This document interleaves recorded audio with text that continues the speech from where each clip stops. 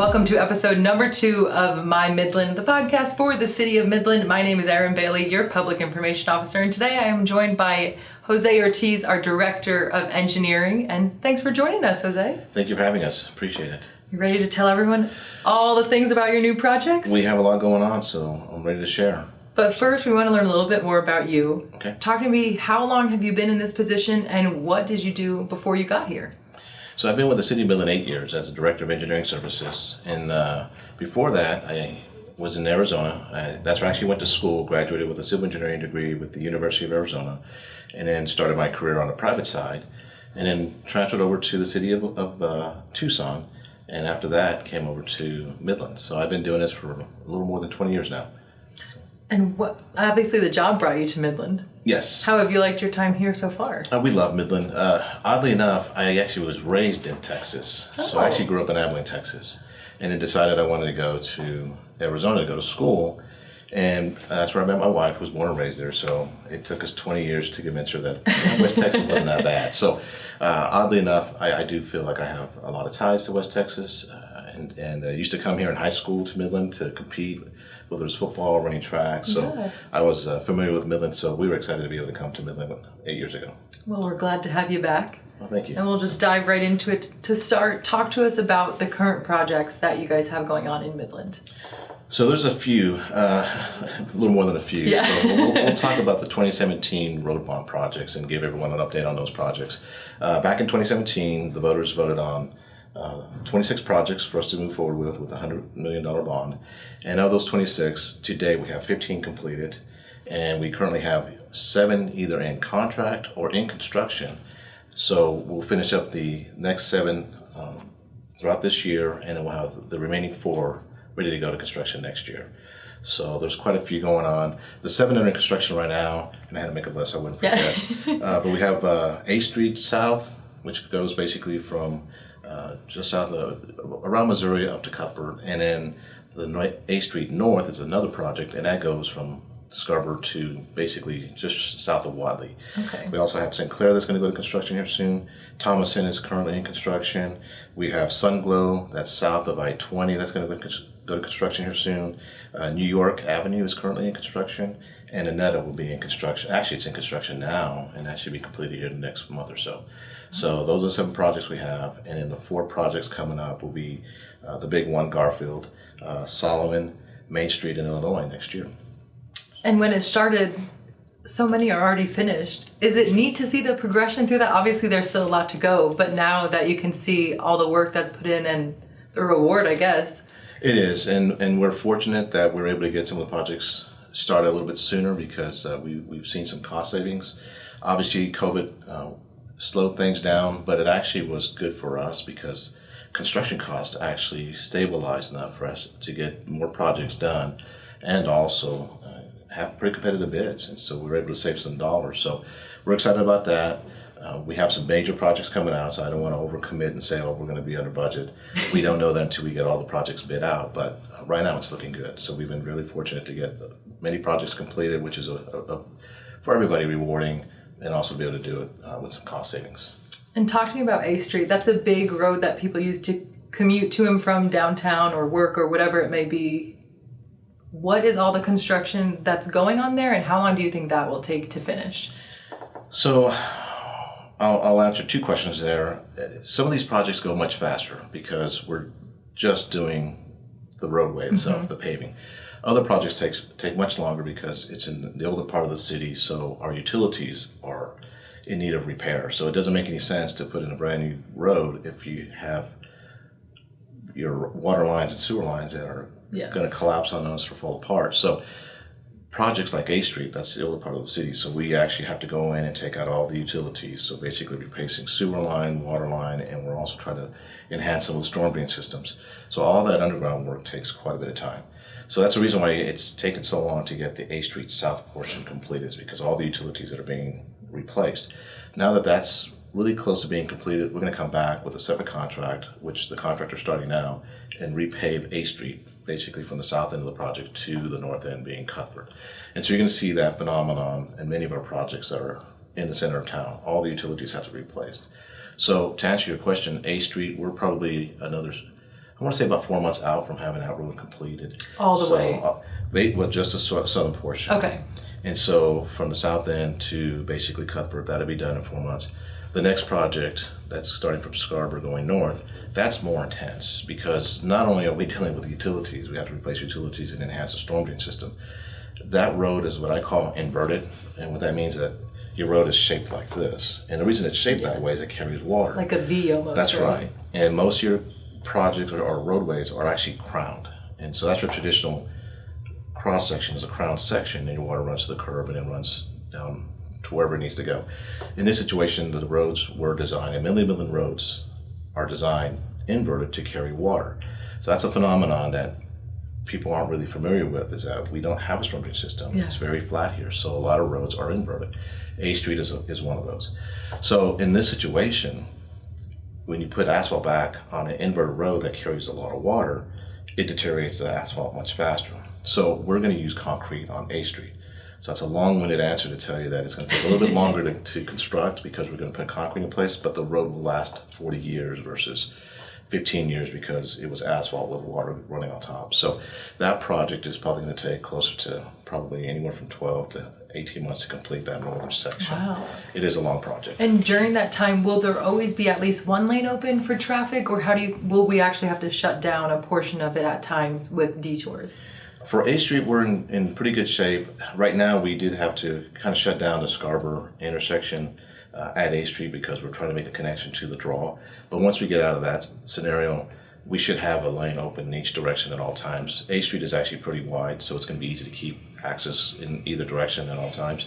There'll be some occasionals whenever you make crossings with your utilities, we'll have to shut down maybe the northbound, but southbound should be open or vice versa. So we're going to do, I'm confident we'll do a really good job of maintaining some traffic flow on that road. And talk to me about how you decide whether to put in concrete or asphalt. Is it just based on wear and tear that the road gets, or what goes into that process? So ideally, and you'll see this in other jurisdictions, you see this a lot back in East Texas and North Texas where you have more concrete roads. Here, our asphalt actually lasts a long time because basically our subgrade, we have so much caliche in the area that asphalt holds up pretty well. So what we do here in Midland is that we're looking at just inverted roads right now to replace with concrete. The crown sections we'll probably just use asphalt unless we have a lot of traffic on those roads. But concrete is so expensive, it takes longer to build those sections that we would love to put concrete in place, but it is challenging because of cost and time. So we're going to look at any drainage road and probably use concrete on those roads, and then everything else will probably be asphalt. And let's touch a little bit more about the drainage, because a lot of people come, especially if you're not from Midland, you're like, why the heck? We get rain, we don't get it often, but when we do, the streets flood so quickly. That's correct. So talk to me about that. And that's kind of that phenomenon where, because it doesn't rain that much here and it's so flat that for decades, Midland just handled the surface flow in the roads. So we didn't put in storm drain systems, and we don't really have much for draws or ravines or rivers to take water to. We don't have any natural ponds and lakes, so it's always been a challenge. So we just maintain our roads to be able to carry water. Well, as the population base continues to grow, we're starting to see conflicts with more traffic. We need to keep these major arterials open, so now we really do need to consider putting in storm drain systems. Yes. I'll use Wadley as an example. It's referred to as real Wadley whenever it rains because Yeah. the whole road from curb to curb is flooded. Well, the population base was a little bit lower. You could probably have folks still driving the outsides, on the outside lanes, and many Midlanders just stay home. There's no reason to go out. Exactly. But we have a lot of new folks here that because they come from areas where they do have storm drain systems, they do go out when it rains. So now we're seeing an uptick in traffic, even though it is raining and it probably shouldn't be on that road. So knowing that, we are trying to come up with a way to get the storm drain systems in place. So a few years back, we did implement the drainage fees, and those drainage fees will help us to start looking at these locations to really enhance our storm drain system and put in some pipes that will actually help with some of the rainfall. Is that something, when you guys do know you're redoing a whole street from utilities, basically from the ground up, is that something you guys consider every time? Yes, ma'am. That's the one thing we want to make sure is that because we're already putting in water and sewer lines, let's look and see if there are opportunities for storm drain systems as well. It won't handle all the flooding issues, but what we want to do is make an effort to at least handle the nuisance flow. Anytime it rains, your entire road shouldn't be filled with water. So if we have a minor event, we should have a pipe system that can carry that. If we do have a major storm, okay, it's going to be the same scenario where you do have quite a bit of water on the road itself, but in many cases we could probably reduce that because we do have a system in place. So we are going to continue to look at that for opportunities. And we talked about the road bond project, but there's also a lot more future projects that are pretty exciting for Midlanders that are coming up. So touch on those a little bit. So in addition to the 2017 road bond, which really was intended for these major maintenance projects that we just couldn't get to, we are also putting in additional extensions. So while the extension is still in design, it's for the most part completed. That basically goes from the west end of town out by Stonegate out west towards 158. That's in design, and so we're still coordinating with the state to try to find, and we have the design in place, but try to find the funds that we need to get the intersection improvements in. But that road is ready to go forward. So we're hopeful that at the end of this year we'll actually have that out to bid and actually in construction. Currently, right now, you see a lot of activity along that section. The apartment complex, I'm not sure if anyone's familiar with that area of town, but there's an apartment complex going in on 158. We're putting in a sewer line, and we're actually going to, the bore's complete, but that sewer line will actually go across 158 so that we can start to look at development on the west side of 158. And so all the utility work will be done and currently being done today, and it will extend widely as a roadway later this year. So now that whole area is available for future developments on the west side of 158. So that's an exciting project. We're also looking at the fairgrounds extension. So I don't know if anyone's been out lately, but the part of fairgrounds from Mockingbird going north has been constructed, and it ties into all the different developments that are taking place along that corridor. Well, one segment wasn't completed. It's the segment between the loop to Mockingbird. So fairgrounds will be extended from the loop to Mockingbird, and so that entire corridor will be in place, allowing folks to travel back and forth, north and south, from fairgrounds. So the dependency that folks have to go out to 349 or Big Spring Street, we can reduce the number of vehicles that have to go that way because we'll have fairgrounds open. So that project, we're looking to try to get that started this year. It'll be a year-long project as well. So hopefully at the end of 2022, that road will be open to the public. And you said fairgrounds, which leads me into my next question. Talk about how in the city of Midland, city limits, the city is not responsible for every road that people drive on. That's correct. So in many cases, we'll get phone calls. There's potholes on this road, or why hasn't this road been completed? Well, in many cases, some are private roads, and in many others are state roads. So TxDOT has quite a few roads that go through the city limits. Big Spring is one. Andrews Highway is another. Parts of Midland Drive, believe it or not, from Andrews Highway going to the Loop is actually maintained by the state. Obviously, the Loop, the I-20 and I-20 are all roads that are maintained by the state. Rankin Highway on the south side is maintained by the state. Parts of Florida Avenue are maintained by the state. So it is a little confusing because they're throughout the city, and then it does come in and out. Okay, some parts we do maintain, other parts the city maintains. And then even roads like fairgrounds, well, it comes in and out of the city limits. So there's portions that we maintain, but then there's other parts that the county maintains. So it can be confusing. But at any time, we certainly will take any phone calls or questions by email, and we can certainly explain which roads are actually maintained by the city and which ones are not. And we'll touch on this part a little bit more when we ask the citizen questions, but if someone does see a pothole and it is on a road like Fairgrounds that is maintained by 3 different entities, what do you need to know in order to figure out if that's something we can fix or if that needs to go to the county or the state? We're trying to be better partners with the county. So in the past, I think we would take the phone calls and say, oh, well, you need to call this number, that's the county. We're trying to be mindful of giving that information to a constituent. Okay, well, that is a county road, here's a number, but we'll also report it as well. And that way the information does get to the proper entities, because at the end of the day, it is challenging. Okay, you have a number for the county, now you have a number for the state. Well, maybe we can help facilitate some of those questions and turn that information over, but for their future needs, they have at least contact information so that they can report future potholes to the right agency. And before we get to the fun facts, are there any other projects that you wanted to go into a little bit more depth on? Well, okay, how much do we want to bore our constituents? We'll touch Thomason in the citizen question part. Okay, we'll do that part then. So I talk about partnerships. And so what we're really trying to do is find ways to do a better job of being partners with our various agencies. there's just not enough funds to get all these projects completed. So we are trying to enhance our relationships with the county, with the state, with even the MDC, which we've had a great relationship with the MDC. That's the Midland Development Corporation. We've had a great relationship with them, and so what we're able to do is basically have matching funds go towards certain projects.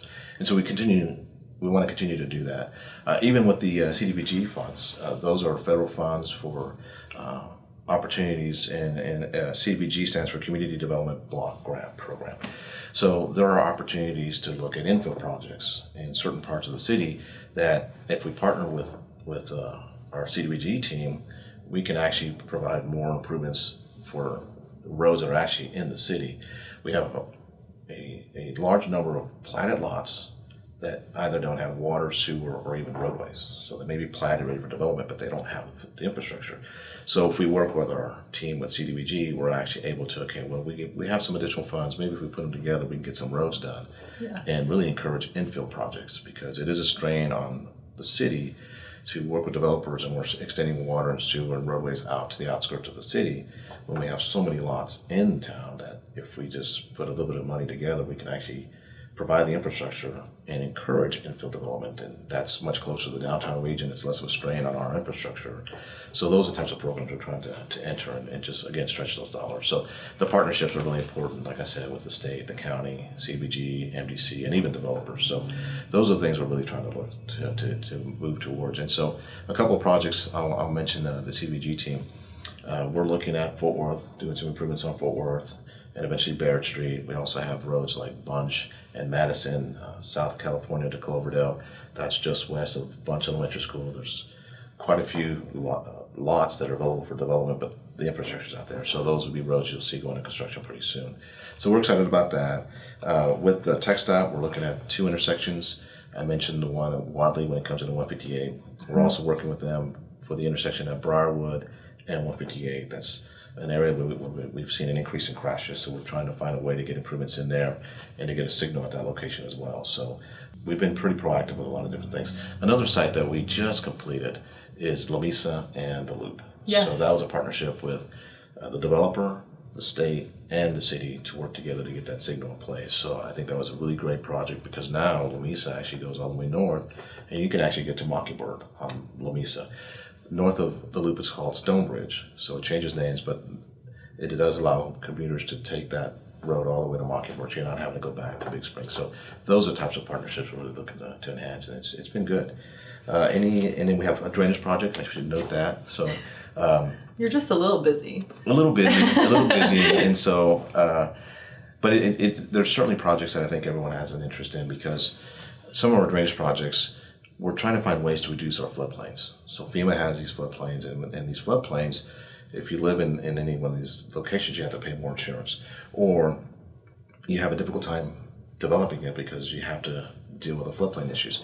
So Midland Draw, we're looking at Midland Draw and trying to find ways to improve that draw. So the project that's going to be going out to bid is north of BI-20 out to Fairgrounds. We're going to enhance Midland Draw in that area, and so that's going to help us to reduce the floodplain a little bit, to allow for more developments in that part of the city, and also to take folks out of the floodplain. So those are some of the projects that we're working on right now. So. You're a busy man, Jose. Before we get to the citizen questions, we're going to ask you our fun facts, which we will be asking every podcast guest that joins us. Okay. So the mayor's first, you're our second. We'll start off. Your favorite movie is? Favorite movie? And I got to lead off with, I'm an engineer, so I don't know how we can make this fun, but we'll try. So, growing up, I used to like Back to the Future. There's something about that movie, and just time travel. It was I really enjoyed that movie. Later on, I really enjoyed watching Saving Private Ryan. It just was real meaningful. The question is, do you deserve your freedom? And so it's one of those things. Okay, try to be mindful of that. Wow, we are very blessed in this country, and so try to be mindful of that, to provide the best service I can, because we are fortunate to be here. So those are the 2 movies I think I enjoy the most. Where is your favorite place to eat in Midland? Probably Gerardo's. We really enjoy the El Presidente plate. So I had that when I first came here. Shout out to Jerry Morales. Yeah, that's a great plate. I really enjoy eating there. So. Your favorite color is? Blue. If you could have one superpower, what would you choose? Flying. Okay. Are you a dog person or cat person? Definitely a dog person. Your go-to karaoke song? Oh my goodness. Again, engineering, we don't sing. It's funny, my girls will talk about different songs. And when I start singing with them, like, girls, I can't do that. So I'll just start singing. They're like, Taylor Swift, come on, Dad. Yeah, so just to mess with them, I'll sing Yellow Submarine by the Beatles. So it's just random, but that's my karaoke song. So. That's a good one. Well, it's one at least people can join in. That's right. I don't know most of the lyrics, but there's that. If you're lost, you just point it out to the crowd. That's right. Your favorite TV show? Favorite TV show? Gosh. And it can be one that's old that you're just watching on a streaming platform, or one that you're actually watching that's on real It's TV. funny. With Netflix, you can just kind of cycle through them. So I'm like, okay, which one was the one I recently got into that I enjoyed? For the longest time, gosh, it was probably just the old classics. I remember Thursday nights, we would sit down and watch Family Ties and Bill Cosby Show and Cheers. That was the trio. So I'll just go old school and those go are with those. your go-tos. That's right. Your favorite sports team? For the longest time, it's always been the Dallas Cowboys, the National Football League. And then when it comes to basketball, the San Antonio Spurs, and baseball has been the Texas Rangers. Okay. Favorite type of music? I tell you what, it's country most of the time, but lately I've been going back again old school. It's a shame that the 80s now are considered oldies. I'll sit there and listen to my 80s music. So. And our last one, if you could have one meal for the rest of your life, what would it be? Probably, I'm just a steak and potato type of guy. So steak and baked potato. You could have a lot of variety with just steak and potatoes too, so. That's right. So, it could always shift it around. But I'll probably just keep it simple. So steak and mashed potatoes or baked potato. Well, thanks for telling us a little bit more about you. Now we'll get into the citizen questions. And our first one is Thomason. Why was it started and then paused and now it's started again? And that's a good question. So Thomason, we actually had that out and we bid it, we awarded it to Jones Brothers, and they weren't scheduled to start for a few months. And then we had what I refer to as our mini ice age this winter. Yeah, Snowmageddon. Snowmageddon, that's right. And the bad thing is Thomason was in already such bad shape, but it was going to hold up for 3 months until the contractor could get started. Well, when everything thawed out, the ice and the moisture, because we had so many cracks in the pavement, it just got underneath the pavement and everything just started to fall apart. And it was basically beyond the point of no return. We couldn't do pothole repairs, it just was shot. So we worked with Jones Brothers and we tried to find a way, okay, is there any way we can get the project started a little bit sooner so we can at least get something we can drive? And so we decided, okay, let's get the first lift of and I'll back up a little bit. Basically what happens when you do a roadway project like Thomason, you have 2 lifts of asphalt. And so the first lift is basically the coarse portion that's a little stronger, holds up a little better, and then you have a finer aggregate, meaning the rocks are smaller, and it gives a driving surface that's better, because if it's too coarse, it's loud. So the finer aggregates give you a nice quiet road. So what happened is that we had to do something quickly, so we went ahead and did that coarse section first.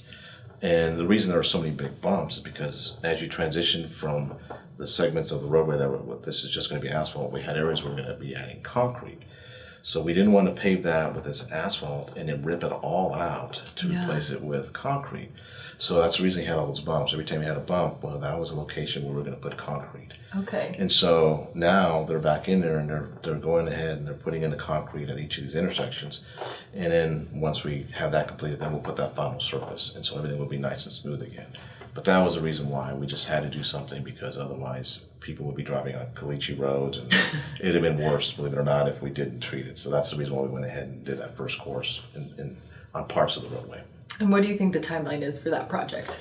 We're probably still about 9 months out from getting that completed. It's a 2-mile segment of roadway that's being reconstructed, so it is going to take a little bit of time. If you can remember, the reason we're using concrete is because when you drove Thomason, you hit those dips and folks will bottom out. Well, we're trying to smooth that out, so that's what's going to take so much time, is removing that pavement, reshaping it with concrete, and then once that's done, then we can come back with the asphalt. But again, concrete work just takes a long time, so we're probably talking 9 months for that 2-mile stretch. And the next question is, what is the timeline for the new intersection at Cuthbert and Garfield? So Cuthbert and Garfield is tied to our Garfield bond project. So we still have quite a bit of work on A Street, and we had to artificially slow down the Garfield bond project.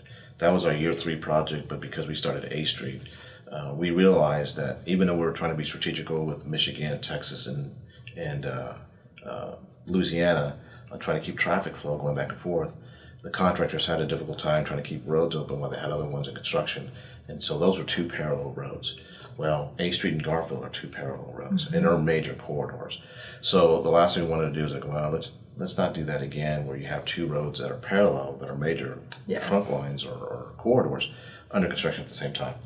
So we want to make sure that A Street is substantially completed before we start Garfield. So we're hoping that at the end of this year, we can actually start the utility work on Garfield.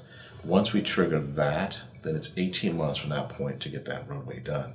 And so the Cuthbert-Garfield intersection is part of that project. So I would say probably in 2023, we'll finally see that project and that intersection get completed. So it's going to take some time. So we're probably 2 years out from getting it. But when you say 2023, it's like we are so far away. But really, we're already halfway through 2021. That's so right. it will be finished before we know it. That's right, before you know it. So anyhow, and we're excited about that one as well. Garfield is in really dire needs of improvement. So we would love to get that project started sooner. But again, we want to be mindful to our constituents. And it has been difficult. I know when people come talk to me, they feel like they're playing. I don't know if you've ever seen Wheel of Fortune, Plinko. You just get bounced back and forth all over the city, and you just never know which way you're going to be bounced that next day because another road is shut down or opened up. So we're trying to be mindful and to keep projects moving, but also have detours that are decent enough for our constituents to get back and forth. The next question is, why are there so many potholes in Midland? And my question onto that is, how can people report them? So, for so long, we probably weren't doing as good of a job of maintaining our roads. And I go back to our caliche that we have all throughout the city. Our asphalt roads held up really well. But over time, because we weren't really treating them, it caught up to us. And I like to think that much of this took place whenever we kind of got out of a drought. We had a drought for years. And so if there's no water on your roads hold up fairly well. Now they do become oxidated because of the sun and whatnot. Those are still bad for the road. But if you don't introduce water underneath those cracks, they'll stay in place. Well, when we came out of the drought, many of these roads that had all these openings in the pavement, water gets into those cracks underneath the actual pavement, and when you hit it with the tires, they rock back and forth, they don't pop out. So now we're playing catch up. So we have roads all over the city that have been in that situation where the cracks have been developing and now water's getting into the pavement, underneath the pavement, and we're dealing with a lot of potholes. So we're trying to be as aggressive as we can. Basically, a shout out to the council members, this council and the previous council. We started to recognize this back in 2014. So this has been an issue that we've been dealing with since 2014. We actually back then had what we call a pavement conditioning index performed on each of our roads. So we knew exactly what condition each of these roads were at. And we were in pretty bad shape. We had about a 71 rating. So if you think about the school grade, 71 is like a low C. And so we realized, okay, we need to put more money into maintenance. So the council did everything they could to put a little bit more money into it. And then 3 years later, we went ahead and did it again. So in 2017, we ran the numbers again, and we realized we're not making progress. It's actually getting worse. So the council did everything they could to, okay, let's try to put as much as we can. And so they increased the budget for roadways. But we realized it just wasn't going to be enough. So that's why we had to go out with the bond in 2017. So a lot of this is just playing catch up. And I'd like to think we're making progress with all the different projects we have. We're starting to see a reduction in the number of potholes, but it is still more than we'd like to have for a city this size. And I think it's good to know, last year, our crew that fixes the potholes, they filled over 14,000 potholes in the city of Midland. They did. Which is outstanding work when you think it's only like 3 guys. And that's the thing, it's a small crew because, again, we compete with everyone else when it comes to oil and gas. We had such a shortage in staff, so to have the ability to have such a small team get out and fill these potholes is exceptional work. So we are blessed to have a staff that's engaged and willing to really do what they can for our constituents. It's their home too, so that they're proud. So you can tell with the work that they do that they're very proud and they get out there and get it done as quickly as they can. To answer one of the questions though is how do you report them? These guys, basically, if you call, There's a number that you can call the transportation team. They'll take that information and turn it over to those guys to get things done. And our goal is to try to get them treated within a week. Obviously, there's so much going on that sometimes it's tougher than you think to get out there the next day. So there's a list of projects they have. So they'll get on the list and get to it as quickly as they can. So you can call it in. There's also the ability to email or report it online. So the request tracker, that's what you go to on midlandtexas.gov. That's right. So you can certainly report it that way too. And so these guys will do everything they can to get those potholes addressed as quick as they can. And we do need the citizens' help with this too, because we cannot be everywhere in the city. So That's if correct. they see it and it affects their commute, it affects their daily travel, they need to call in and report it so we can get it taken care of. That's correct. And I would also encourage, if you want to have a conversation with myself or anybody on our staff, sometimes you're right. We don't drive every street every day. So we're not aware of all the different scenarios that we're dealing with, whether it's a drainage issue or concrete that's busted or a safety issue that's out there. So if you report it or we have a conversation, we can talk about different projects that we might be able to get those addressed with those projects, or we'll get staff out there to evaluate and see what we need to do. So any feedback is always appreciated. And speaking of evaluating different areas, we get this question a lot on Facebook or in the comments. A citizen didn't ask it for today, but I'm going to ask it to you. What is the process of getting a stop sign or a light at a specific intersection? So the best way is, again, to call city staff, and then what they'll do is they'll take a look at the intersection and see if it's appropriate. A lot of folks will think that a stop sign is going to solve the issue, and that's not really the case. Stop signs aren't intended to slow traffic down. If it's not used appropriately, people will just run it. And in areas where we really need folks to stop, they may not, because we have too many stop signs. So we are mindful. We want to make sure that stop signs are applied appropriately at the right locations. But there are other mechanisms we can try to consider. We are trying to roll out what I refer to as a traffic calming program, which is something that you see throughout the country. And so traffic calming allows us to look at different options to try to find a way to slow down traffic, because that seems to be the biggest concern is not necessarily people aren't stopping, but the speeding. Yes. So how do we address the speeding issues? And so we have different tools in our tool shed now that we can try to apply and see if we can find ways to help reduce either cut through traffic or speeding through our neighborhoods. And the last question before we go, it just made me think of it. Thomason, we didn't touch on it. The new construction is going to feature a roundabout, right? Yes, ma'am. So there at Beale, Illinois, and Thomason will be a new roundabout. And the reason for roundabouts, there's different ways or different reasons, but in this particular situation, we recognize that east of that intersection on both Illinois and Thomason, you have a lot of residents.